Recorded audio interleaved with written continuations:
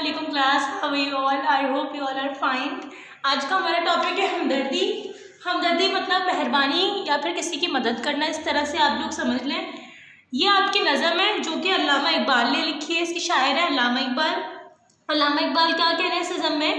ٹہنی پہ کسی شجر کی تنہا بلبل تھا کوئی اداس بیٹھا، کہتا تھا کہ رات سر پر آئی اڑنے چگنے میں دن گزارا، پہنچوں کس طرح آشیاں تک ہر چیز پہ چھا گیا اندھیرا.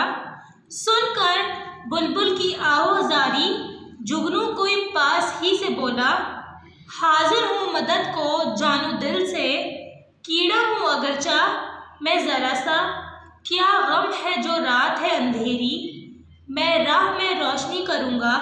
اللہ نے دی ہے مجھ کو مشل چمکا کے مجھے دیا بنایا، ہے لوگ وہی جہاں میں اچھے آتے ہیں جو کام دوسروں کے.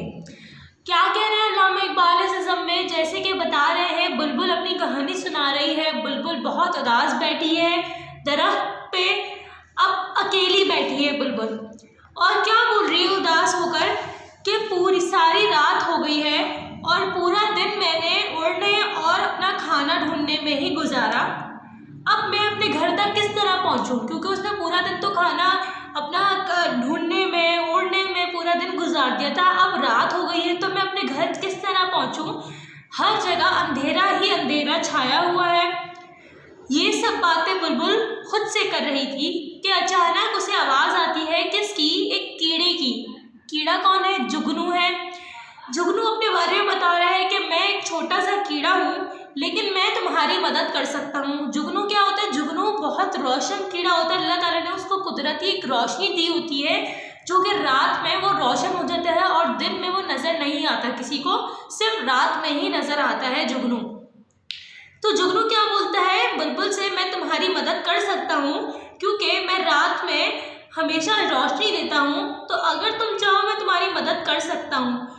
اب کیا بول رہا ہے کہ جگنو جو ہے وہ اپنی خاصیت بتا رہا ہے کہ میں جو ہوں بہت زیادہ روشن دان ہوں، مطلب کہ روشنی کے لیے میں پیدا ہوا ہوں، مطلب کہ رات میں روشنی کے لیے، اور چمکا دیتا ہوں ہر جگہ کو، مطلب کہ جس جگہ جاتا ہوں وہ جگہ روشن ہی روشن نظر آتی ہے. آگے کیا بول رہے ہیں؟ یہ اس بات کو سن کر اتنا خوش ہوتا ہے بلبل کہ میں اپنے گھر جا سکتا ہوں اس چھوٹے سے کیڑے کی مدد سے. اس میں کیا بتا رہے ہیں؟ کسی کی مدد کرنا بہت اچھی چیز ہے، اور جو وہی لوگ کام آتے ہیں، وہی لوگ دنیا میں اچھے ہیں جو لوگوں کے کام آتے ہیں مشکل وقت میں، یا کسی بھی مدد جب دوسروں کو چاہیے ہوتی ہے اور آپ ان کی مدد کرتے ہیں ہمدردی کے طور پر، یا ہمیں کوئی مہربانی کر دیتے ہیں، کچھ مطلب ان کا خیال ہوتا ہے، تو آپ لوگ ان کی جب مدد کرتے ہیں تو اس سے اللہ تعالیٰ بھی بہت خوش ہوتے ہیں اور وہ انسان کو بھی پریشان نہیں ہو پاتا، اس کی مشکلات آسان ہو جاتی ہیں. ٹھیک ہے، انہوں نے پہلی جو آپ کا شعر ہے اس میں ایک لائن دی ہے، ٹہنی پہ کسی شجر کی تنہا. شجر مطلب ہوتا ہے درخت، تنہا مطلب اکیلا، اکیلا بیٹھا ہوا تھا بلبل. آگے انہوں نے ایک دو اور لفظ دیے ہیں. آشیاں، آشیاں کا مطلب ہوتا ہے گھونسلہ. پہنچا کس طرح؟ اچھا، وہ اپنے بلبل تو بھائی گھونسلے میں ہی رہتی ہوگی نا، اس کا گھر تو گھونسلہ ہی ہوگا، کسی درخت پہ اپنا گھونسلہ بنا لیتی، وہی اس کا گھر ہے، لیکن وہ کافی دور ہوگا اسی لیے تو وہ رو رہی تھی، پریشان تھی. آگے وہ بول رہے ہیں بس مشل. مشل کا مطلب ہوتا ہے روشنی کے لیے جلائی جانے والی بتی، مطلب کے لیے مشل اس کو اللہ تعالیٰ نے دی ہے جگنوں کو، ایک روشنی دی ہے جو کہ رات میں وہ ہمیشہ چمکتا رہتا ہے.